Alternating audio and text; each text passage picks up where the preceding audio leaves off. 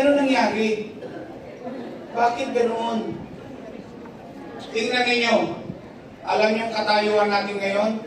Bilang isang lungsod, tayo na ang number 1 sa crime rate index sa buong Southeast Asia. Not Philippines, but Manila. Kaya tingnan niyo yung mga katabi. Puro syudad yan sa iba't ibang bansa. What happened to us? This is a 2024 data. Number 1, wow, ang galing natin. Kaya nga lang, crime index. Ano ibig sabihin? Marami na namang kuldapan, patayan, droga, tologes, abusado, walang gobyerno, basura rito, basura roon. Marami na naman sika, balagbag dito, balagbag doon. Nawala yung gobyerno. Nagumugulo ulit ang Maynila. Madumi. Nagpali ka na naman ng mga tologes. Parang wala na namang gobyerno. Si Eddie, bumalik na. Kilala niyo si Eddie? Eddie sila. Si Pati, kilala niyo? Pati kasama ni Eddie. Hay, nung araw, ang gobyerno nasa umaga, nasa tanghali, nasa hapon, nasa gabi, hanggang madaling araw may gobyerno sa lungsod ng Maynila.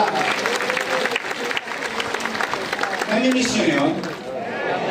Yung habang natutulog kayo, humihilig kayo, alam ninyo at the back of your mind, may gobyerno sa labas ng kalsada namin.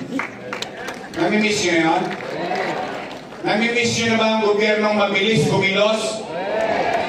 Ay, help me make Manila great again.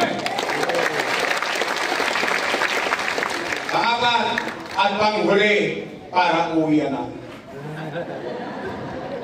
Kasi pag umabot ka ng alas 12, abonado si JTV. JTV. Baka naman. Pero ito yung pinakamahalaga sa lahat ng topic. Bakit? Pera ito ng taong bayan. Salapi ng mamamayan.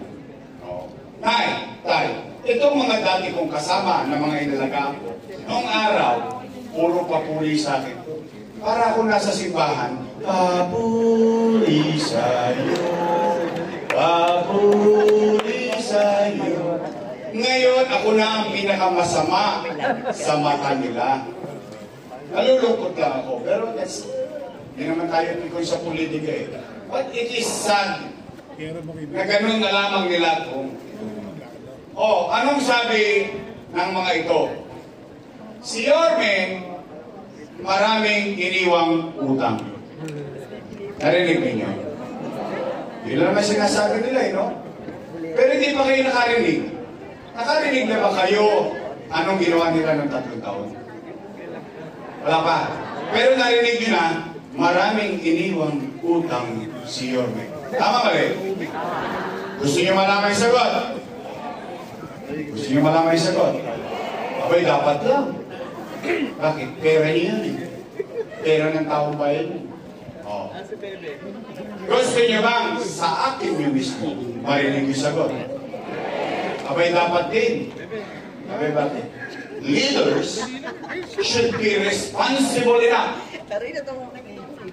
Natanggapin niya at panindigan niya ang bagay ginawa niya.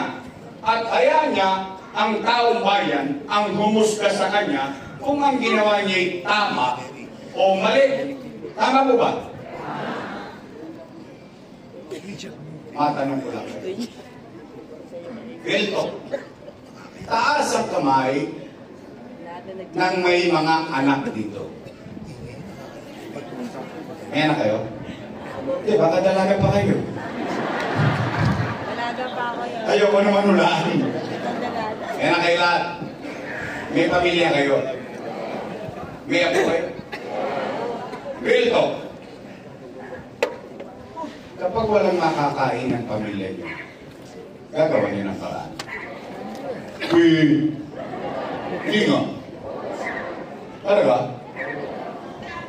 Kapag nagugutom ang mahal mo sa buhay, itatawid mo? Iraraos mo? Nay, tay, ito ba ang kasabihan ng isang ina o isang ama o isang magulang for that matter? Isusubo mo na lang, ibibigay mo pa sa anak mo. Ito yun. Nay, tay, hindi lang ginawa ko bilang ama ng 2 milyong Manileño noong panahon ng pandemya. Aba, bakit sila nagagalit ngayon? Tingnan po ninyo. Noong ako'y nag-mail, wala kayong narinig na sinisi ko yung dating administrasyon dahil walang iniwang pera. Why? You already voted for me as mayor. And I took the responsibility. And sometimes in leadership, you have to bite the bullet. Hiningi mo eh. Hindi naman binigay sa iyo ng pusa ng taong bayan eh. Hiningi mong iboto kang maging mayor. Nung binigay sa iyo ng taong bayan, responsable mo na yan. Kumbaga, sa buhay, maasim man ang suka, kailangan mong inumin. Ano nangyari sa atin? Pagka-mayor ko, nililinis ko ang Maynila. Ginagaya pa tayo ng buong bansa. Lahat ng nangyayari sa Maynila, ginawang national policy ng DILG.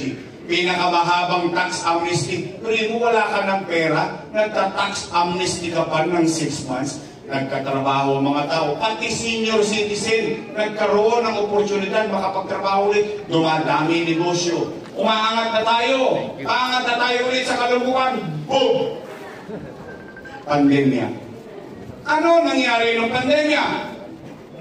Anong epekto nito? Wasak ang ekonomiya. Nino? Ng Manila? Hindi. Ng Pilipinas? Hindi. Ng buong Amerika ng utang. Pilipinas ng utang. Maraming bansa sa mundo kahit mayaman ng utang. Bakit? Walang ekonomiya. Walang hanap buhay. Walang hanap buhay.